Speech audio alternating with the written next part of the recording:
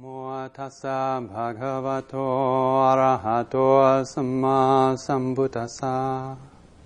Namo tassa bhagavato arahato samma sambuddhassa. Namo tassa bhagavato arahato samma sambuddhassa. Buddhang dhammang sanghang namasami. In Thai, there's a term that we use to describe spiritual teachers or monks when they reach a certain age as teachers. In Thai, it's called Lumpha, and that translates as Venerable Father. One of the teachings that Lumpha Chah used to give was a simile.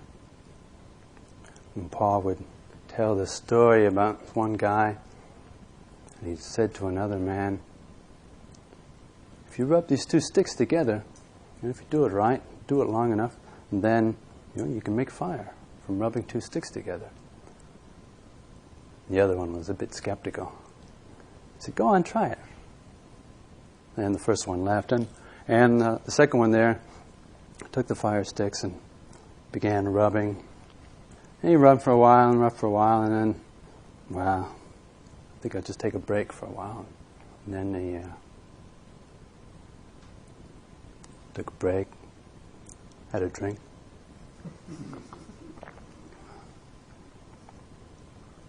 Started rubbing the sticks together again. And they were just starting to get a bit warm, and he said, well, I've been doing this for a while, I'm feeling a bit tired, maybe I'll take a nap. He lies down and takes a nap. He gets up and said, rubs the sticks together through the afternoon and said, well, I've been rubbing these sticks together all day, off and on, and I still haven't gotten any fire. I just don't believe it's possible. and I know from my own experience it's not possible because I rubbed those sticks together. Lumpha used to compare this to Dhamma practitioners, those of us who take up the Dhamma. And, we practice intensely, and then, don't practice for a while. And we practice intensely, and then, don't practice for a while. And we wonder, now why aren't the sticks creating fire?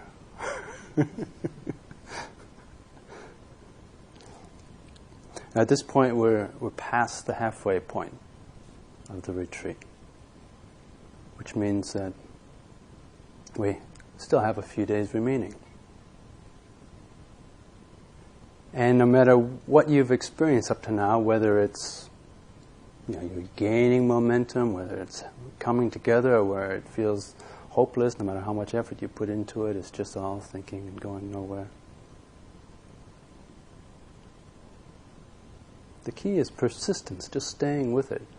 Staying with it hour after hour. Because at the halfway point, it's easy just to kind of get a bit bored. Maybe instead of walking this period, I'll just go and read a book, I have a nap. So the continuity of effort is really the thing which is important. It's like rubbing those sticks together. Not doing it intensely and stopping, but just keeping at it. Persistence. Whether we get results or we don't get results, it doesn't matter. It's like planting a tree. It's another simile Ajahn Chah would use. It's just like planting a tree. Okay, you plant a tree, how fast it grows, it's not our business. It's out of our control. We can't pull on it. If we do, we kill it. What we can do, and our responsibility, is to you take the weeds away. It's like, try to keep the mind free of defilements. You take the weeds away, you protect it from insects and possums and rabbits and goats. But how fast it grows, it really depends on conditions that are out of our control. It depends on the tree, depends on the genetics of the tree, depends on the weather conditions. We try to water it, fertilize it. So this is like a Dhamma practice, putting effort into the causes into the causes and conditions. And then, however long it takes for the results to come about, it's none of our business, really. That's not the main point. That's not the main focus. Right effort is a moment-by-moment watching over the mind and then making the effort to bring it into balance. Okay? So every moment of practice, at every step of the Eightfold Path, right mindfulness and right effort have to be there as well. Right mindfulness is that which is aware of the present state of the body and the mind, right here, right now. And then with that, we can assess, is the mind in a wholesome state, an unwholesome state? Is it peaceful? Is it not peaceful? Is it out of balance? If so, which way is it out of balance? And then right effort is to bring it into balance. So mindfulness is, in and of itself, is not enough. The Buddha didn't just teach mindfulness. He taught the whole Eightfold Path. But right effort has to go each step with mindfulness. So we're aware, and then we bring it into balance. You say, okay, the mind's going off balance in terms of irritation. All right, so bring it into balance with one of the tools that we learn. Or the mind's going off balance in terms of sensual desire. Okay, we'll bring it into balance with one of the tools that we learn.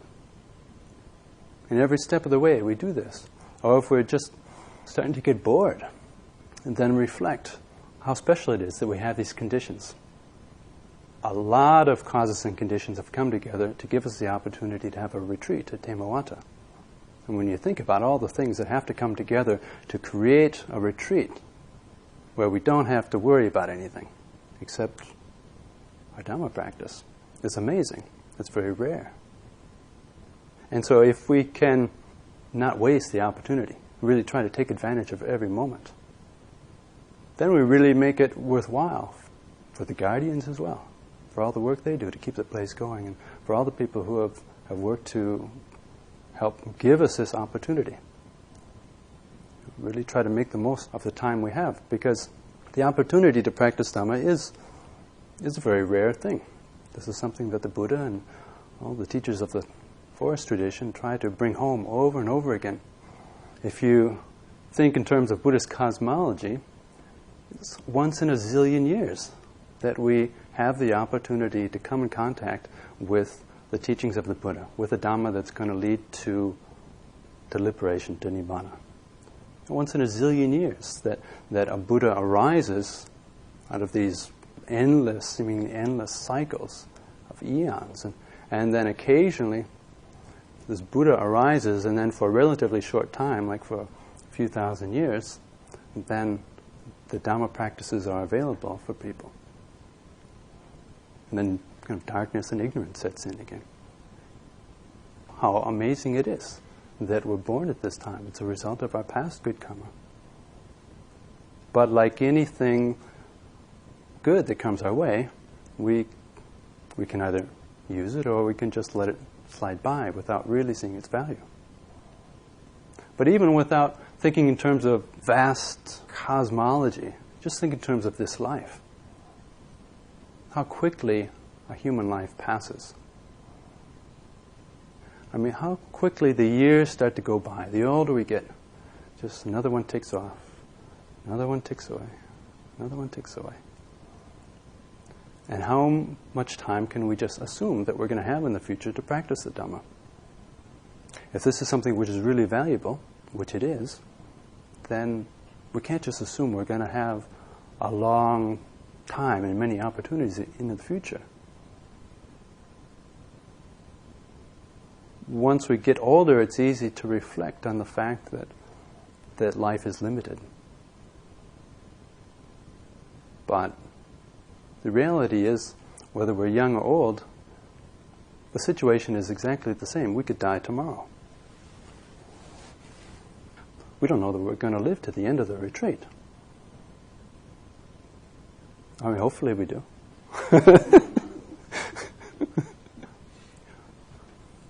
But the uncertainty of the timing of death is a reality of life, maybe the only reality of life that we can count on. And reflecting on that is not, it's not a negative thing, it's a positive thing. The Buddha would encourage reflection on death every day. It's a way of getting our priorities straight. We've only got a limited time left, we don't know how long it is. What's the most valuable way I can spend my life? And then it makes us reflect. What's the most useful thing I can do with a human life? And that already is a good thing to start thinking about. And then once we kind of figure out, well, what do I really value? What would I really aspire towards? What would I consider an honorable and useful, respectable use of a human life? And then have the courage and energy to do it.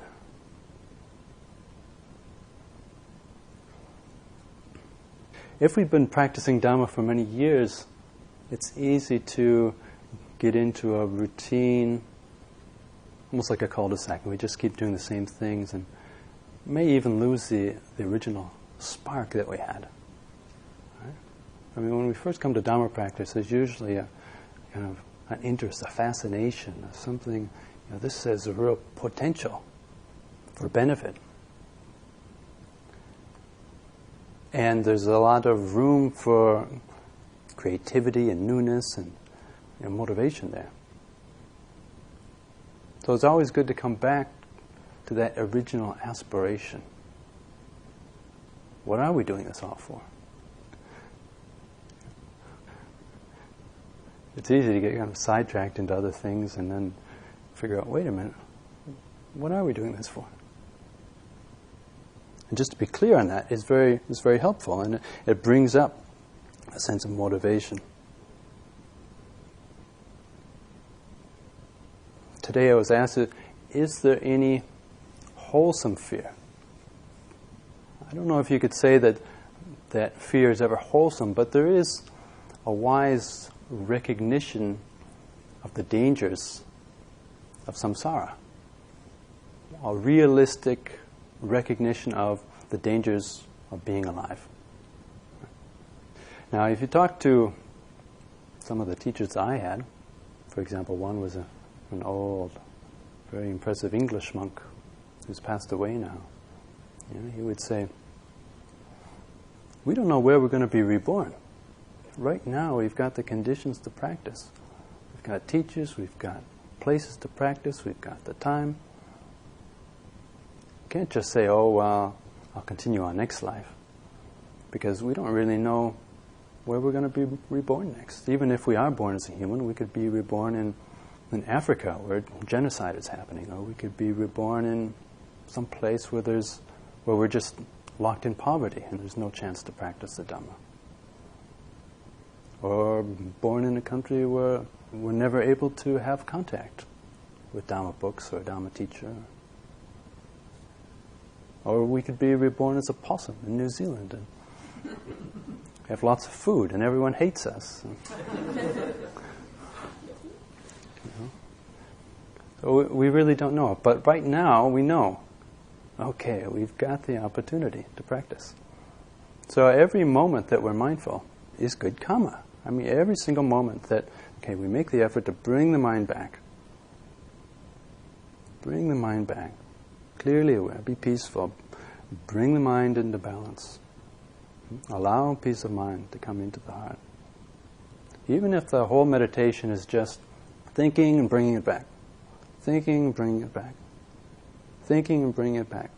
Still, that's a lot better than just thinking. Thinking.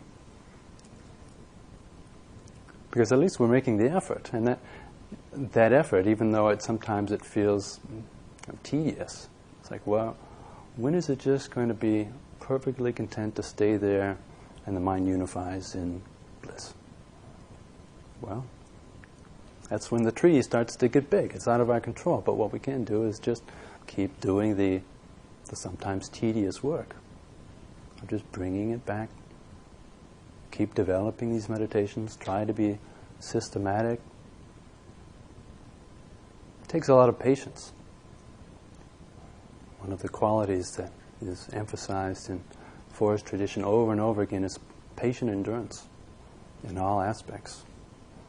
Just patient endurance. Keep going. Just keep going, whatever happens. We don't quit. Sometimes it's physically unpleasant. It's painful. I'd like to go lie down. I'm tired. Okay, well, just be patient. Just be patient. Stay with it. Just be patient. Stay with it. Sometimes the mind's on fire. Saying, I'm trying to make myself peaceful, and all these unpeaceful thoughts are coming in. Okay, well, just be patient. Be patient. Endure it. Keep going. The Buddha said this is the thing which is the supreme way to burn up the defilements in our heart. There's the simple quality of patience, persistence.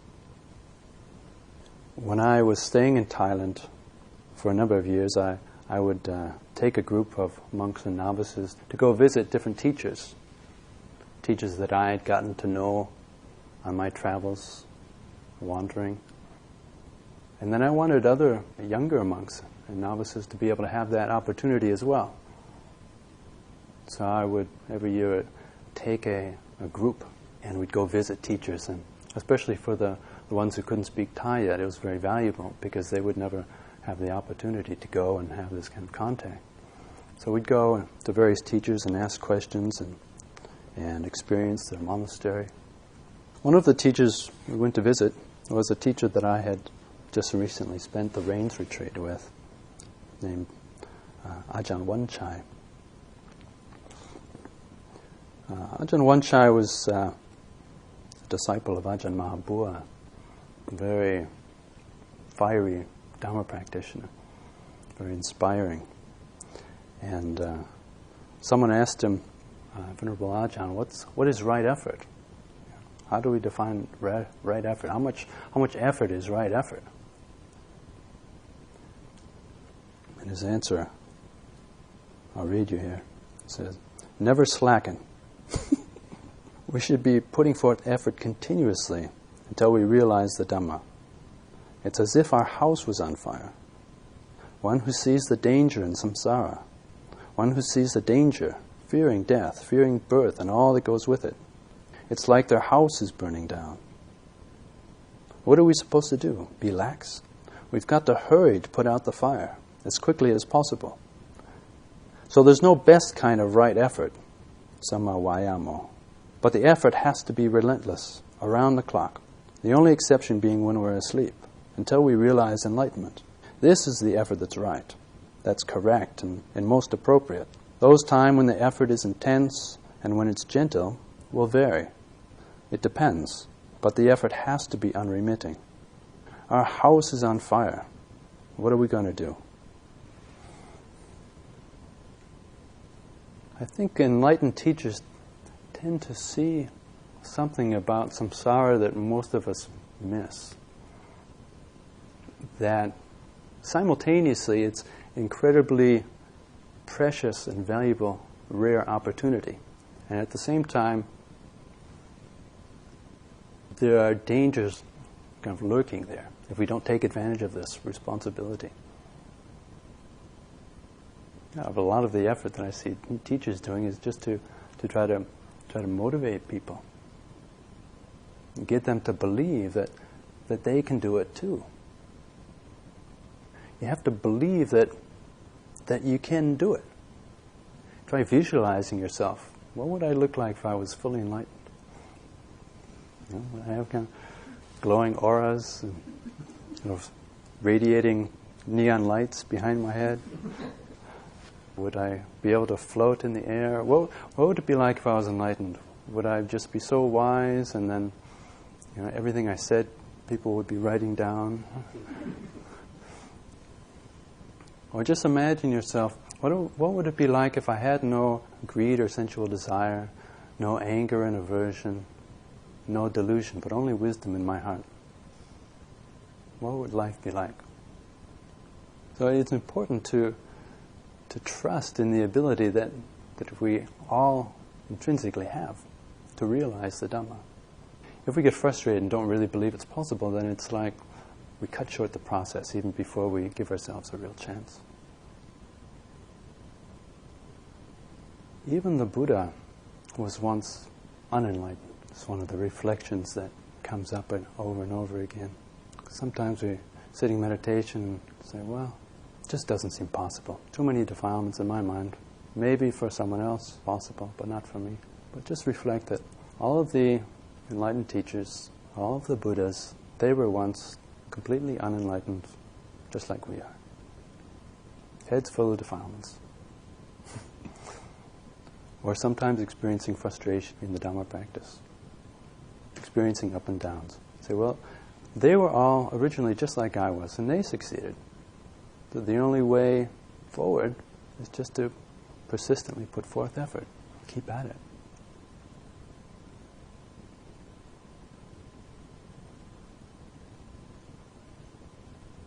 Anytime that discouragement arises in Dhamma practice, or you're trying to develop meditation, if discouragement arises, then you just have to figure out ways to counter that. Say, okay, well, it's all right. Even if I'm not making spectacular progress, the important thing is the effort, not the results. I mean, the results are important, but they'll come by themselves. So what we can focus on is, are we putting forth right effort? Do we have that continuity? And even if we're doing small things, don't forget to praise yourself. We might actually be doing really well in the meditation, but we're not making as much progress as we'd hoped to make. You know, I thought by the third day I'd at least be in the third jhana, you know. First day, first jhana, second day, second jhana, third day, third jhana. You know, I had it all planned out. Third day, you're only up to upajjhara samadhi. It's like feels really disappointing, or what a letdown. But actually, we might be doing really well in the meditation. But our expectations can color the whole thing, or make it easy to fall into self-judgment, self-depreciation, just feeling dejected. Sometimes it's coming together. Oh, that was peaceful, and then the mind just kind of goes, you know, once I'm thinking it's totally out of control, and it's like, well, I give up. You know, so that's the only thing to do, is just never give up. You just keep coming back. You know, no matter what state we find ourselves in, just keep remembering, well, this is impermanent, this will change. No matter how bad it gets, you can always say, well, this is impermanent, this is an impermanent mental state. It won't be like this forever. It'll either get better or worse. But I won't be stuck with this forever. And it's important to find ways to motivate ourselves or inspire ourselves. In the forest tradition, we have all these biographies of a great number of Ajahn Mun's disciples. And they can be great fun and very interesting to read. These are all the stories of groups of meditators going off to the forest and putting up with difficulties and hardship and traveling through the mountains and encountering tigers and elephants and nagas and all sorts of great stories. Sort of a common theme behind all of these is a sincere dedication, kind of willingness and determination to practice the Dhamma, even though they're encountering hardship. You know, just to keep at it and just reflecting on the examples that we have at our disposal. I mean, some of these are now being translated into English. If you get really depressed and you don't want to read about biographies of famous teachers, then read a Dhamma book. You know, just something to kind of lighten up a bit. And then, all right, back to balance, and then come and practice again.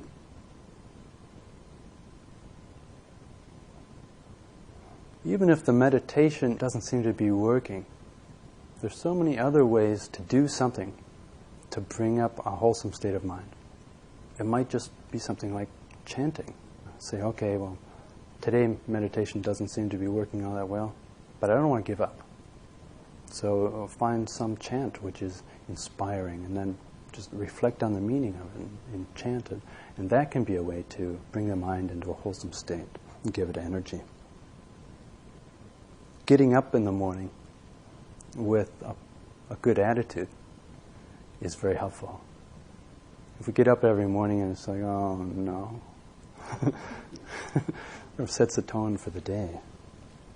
Ajahn Brahmawangso used to get up in the morning. As soon as he wake up, he'd say, zippity-doo-dah.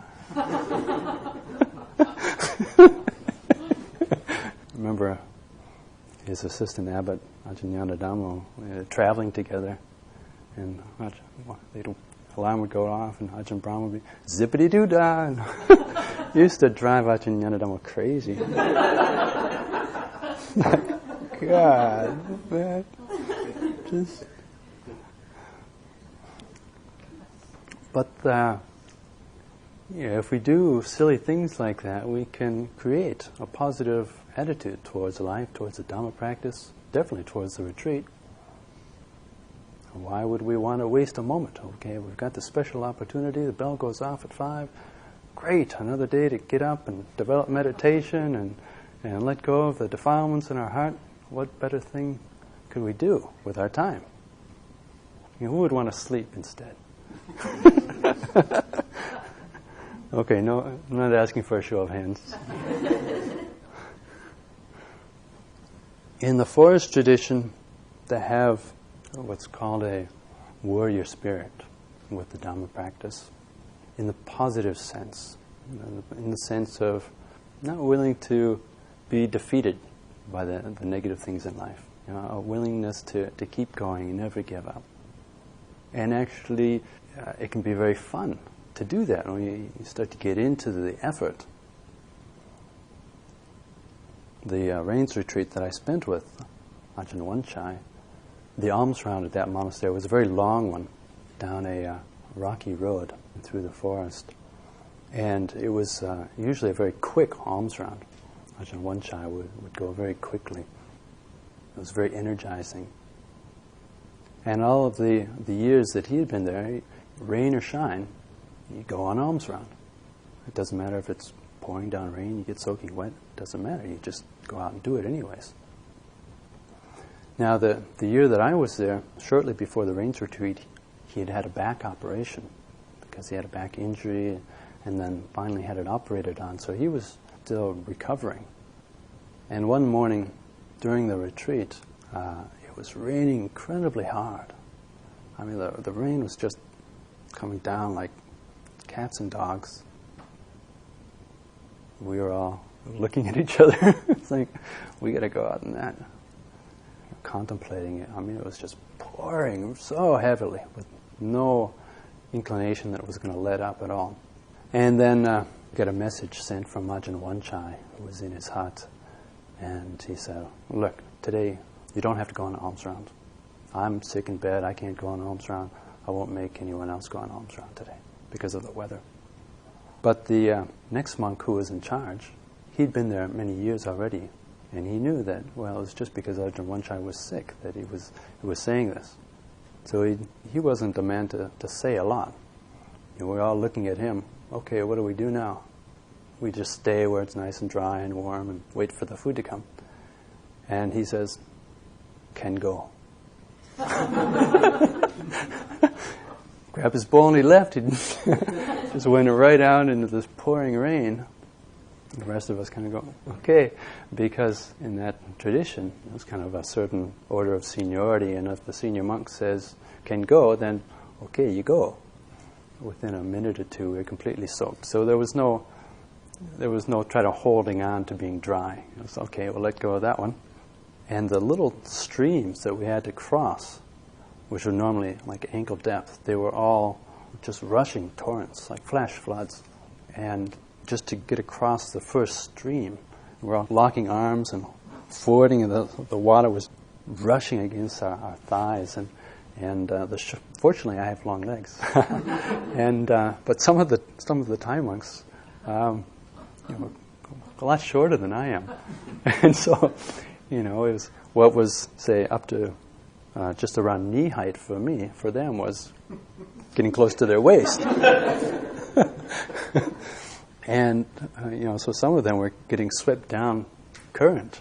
They swept away and with their bowl kind of, and then they kind of roll to the other side and then start carrying on. And we were grabbing branches and everything, and okay, we make it through, and it kept raining, and the stream just snakes, so we had to cross it many, many times, and the level kept rising the more it rained. But sometimes, it was almost like we were just swimming through these torrents, tried to get to the other side of the stream and carry on walking. But what was very instructive was that at each point along that alms round, a certain percentage decided it wasn't worth it. There was a certain attrition rate.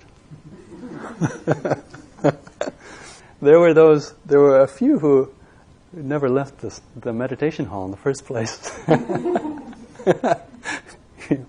The shameless ones. And then there were a few who, they got to the first stream and they saw there was this rushing torrent, and they said, "Oh, come on, this doesn't make sense." So they turned back. But that's the great thing about effort or the warrior spirit, is that it doesn't have to make sense. Logically, we can always come up with good rationalizations why we shouldn't put forth effort. Like in the Sutta Nipata, where it says, it's too hot, it's too cold, it's too early, it's too late, too wet, it's raining too hard. There's always a good reason. There's always a reason why we can't practice. But the warrior spirit just says, well, to heck with it, we're going to do it anyways. And so by the time we finally got to the end, that senior monk who had left first, he was there first. I don't know how he got across the streams alone, because the rest of us had to help each other. There was a feeling of, yeah, we did it. Even though it was a very simple thing, and we didn't really need to go on alms round to get food. We weren't going to starve if we didn't go on that.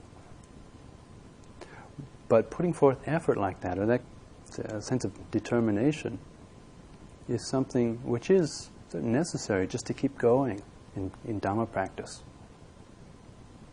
Just keep going, just keep going. It doesn't matter whether it's a nice sunny day or whether it's pouring rain. In Ajahn Chah's early years, he just had a small number of very dedicated disciples. Towards the end of his life, he had hundreds of disciples in branch monasteries, and at any given time there were probably, say, 100 monks, maybe 50 to 100 nuns in the monastery. But in the beginning, he had a small number of very dedicated disciples. And you didn't have to worry about tigers in the forest at that time, because Ajahn Chah was the tiger. And he was pretty fierce in his younger days. Like, for example, one of the early rains retreats, a 3-month period from the full moon of July to the full moon of October. It's usually a time where stop the other activities and you go into retreat, and some people make special vows, for this time I'm going to do this practice. And so Ajahn Chah said, okay, for this year, all night long, you have 2 options. It's not a dictatorship. You have freedom of choice here. You have 2 options. You can sit meditation all night long, every night for 3 months, or you can do walking meditation all night long for 3 months. In Thailand, probably one of the favorite sports of the country is boxing. Thai boxing, and the whole country is boxing crazy. When they come up with similes, quite often they're boxing similes, even in Dhamma practice. Someone like Ajahn Mahabua used to be a boxer when he was young. My experience in practicing the Dhamma is that sometimes it really feels like in a boxing match. You come with enthusiasm, and it's a bit like in the beginning, you step into the ring, kind of a scrawny little guy with no muscles, no skills, but a sort of certain sense of faith and enthusiasm. And then you see your opponent, or your kilesas, step into the ring, and he's this Arnold Schwarzenegger kind of huge, machine-like Terminator. It's like, come on, I can take you, I can do it, I can attain Nibbana, I'm ready to practice. And you go, wham! And then it just hurts. It's like, I'm dedicated to practicing, I'm putting forth effort, and you go, wham! And then greed, hatred, and delusion just kind of go, chuckle and go whack. And you're flying out of the ring. And it's like, wow, what happened? And then don't give up, and you kind of do a bit of weightlifting, and you prepare yourself better. And each time we learn a bit more. Dhamma practice. Dhamma practice is just life. Sometimes we keep trying, get beat up occasionally by circumstances, but really it's not anything else that's beating us up. The opponent that's giving us the punches is coming from our own heart. But if we get wise and we don't give up, if we stay with it, then the boxing simile, it's like, well, eventually we start to wear the kilesas down. It may take a while. In the beginning, it may seem beyond us, beyond our ability. But if we have the attitude that I won't give up, not just overcoming 1,000 obstacles, but overcoming 1,000 defeats. So I'm not going to give up. It's okay, I tried this, didn't work. You feel like, well, I tried and it was a failure, I give up. Say, well, okay, I tried and it was a failure, but did I learn something? Is there something I can learn from it? Okay, well, I can learn that, that didn't quite work, or I just need to continue the effort a bit more and try again. Maybe that didn't work. I could either give up or just say, okay, there's something I can learn from it. Okay, keep on going, keep on going. So no matter how many obstacles there are, no matter how many so-called defeats there are, you just vow, okay, I'm never going to give up. Dhamma practice is often compared to a mountain, climbing a mountain.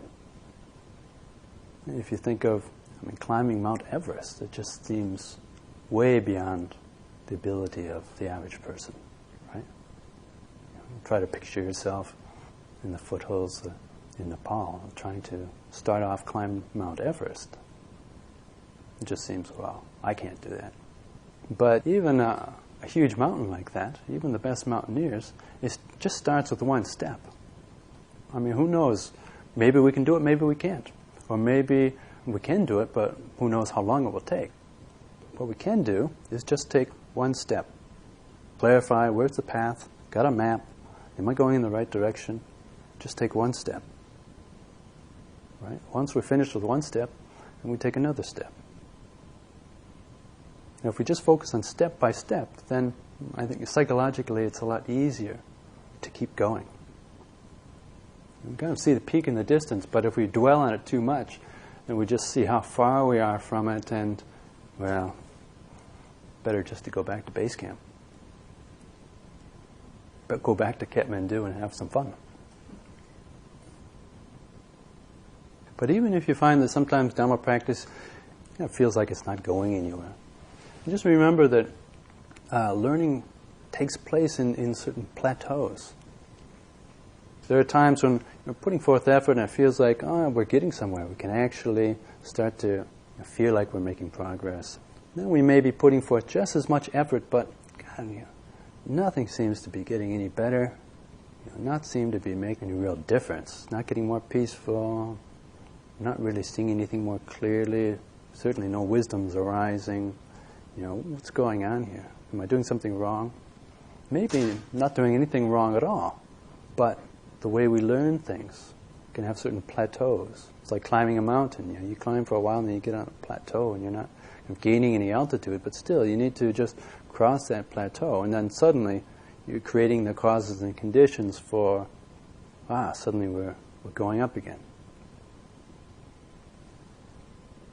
In a Dhamma practice, it's not always clear whether you're going forward or backward. Sometimes even if we're going forward, it feels like we're going backward. Sometimes in meditation, if the mind starts to go calm, then it gives the opportunity for all sorts of stuff to come to the surface. Stuff that we might not even have known was lurking there. And we think, well, I was more peaceful before. Or sometimes, you're sitting meditation and for some reason, kind of old anger is coming up. What's going on here? I used to be a nice person before I started to meditate. Is this the fruit of practice?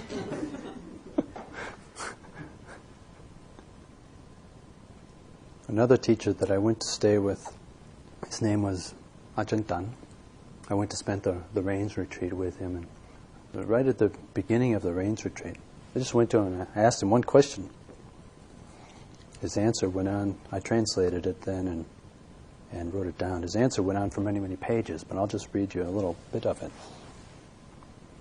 So I said, Venerable Ajahn, how does one arouse the spirit of a Dhamma warrior?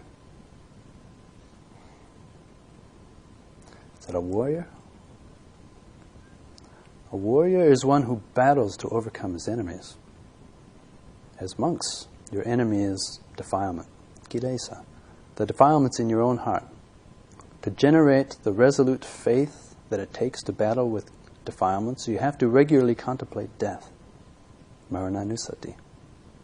When contemplating death, your heart awakens to the fact that this life of yours is not a sure thing. Regularly reflecting that your life is but a day and a night will arouse the warrior spirit. In the depth of your heart, imagine your own death. Tonight is one pra, which is one of the quarter moons. And at midnight, you have to die.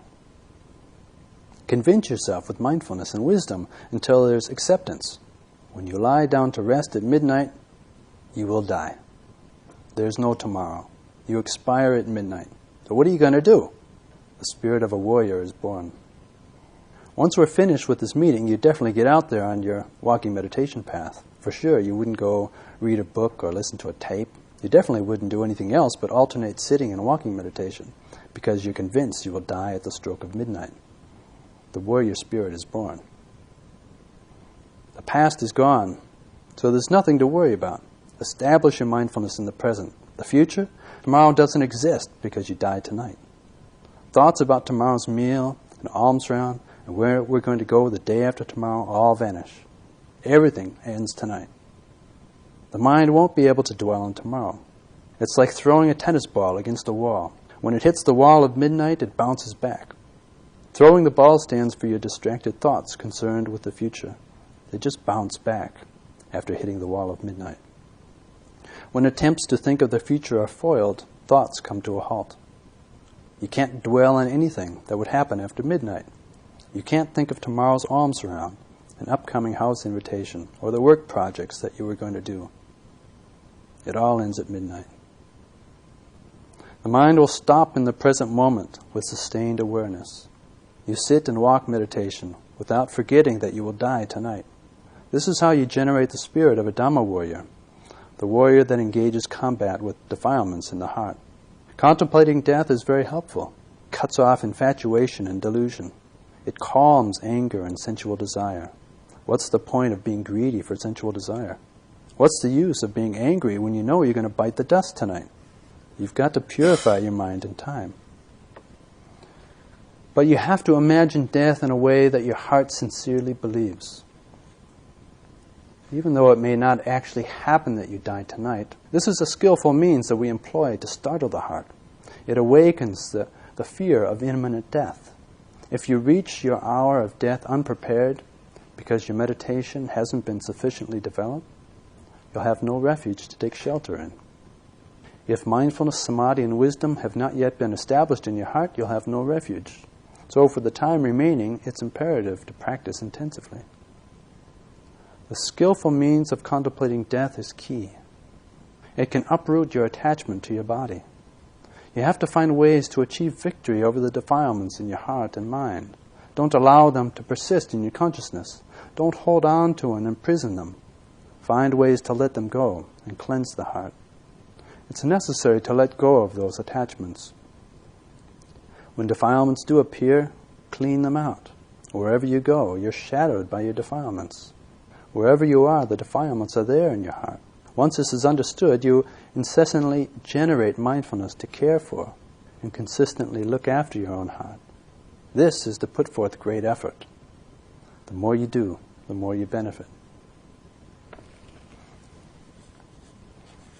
So to truly see the value of the time we have, to truly see the value of a human life, moment by moment, hour by hour, is very much bound up with the reality of death, the recognition and acceptance of the uncertainty of death. That gives a heightened preciousness to the time that we do have. What is the most important thing we can do with our time? No matter how much potential you think you have in Dhamma practice, the ability to attain full enlightenment is there within all of us. The potential for enlightenment is there already. In many ways, the shining sun is there. It's just obscured by all these negative emotions, or delusion sometimes. But if we're determined to keep going, if we're determined to develop meditation, if we're determined to take the path of the Dhamma to its conclusion, no matter what, in many ways the job is half done. That kind of determination is the thing that will start to condition our choices in life, and it will start to influence the direction we go in life. Start to be willing to sacrifice things which are really only going to lead to suffering anyways, to give more time for Dhamma practice. But it's important to have that clarity of determination and at the same time not wish for 100 other incompatible things. Like, I want to practice the Dhamma, but I also want this and this and this, and so our focus can easily become very dispersed. If the deep aspiration is clear and focused, then things tend to fall into place. Situations tend to arise out of that. We have an effect. Our determination has an effect on the world around us, and then maybe surprisingly situations start to arise that we couldn't have imagined before. And then it's just a matter of time, however long it takes. If it takes 100 lifetimes, 100,000 lifetimes, it's not our business. It's just how fast the tree grows. The important thing is never give up. Because we have these two sticks. Right? We have these two sticks. One stick is samatha and the other stick is vipassana. And right from the beginning they're working with each other. And if we just stick with it long enough, then the fire of wisdom has got to happen. Just through patience, persistence, it's got to happen.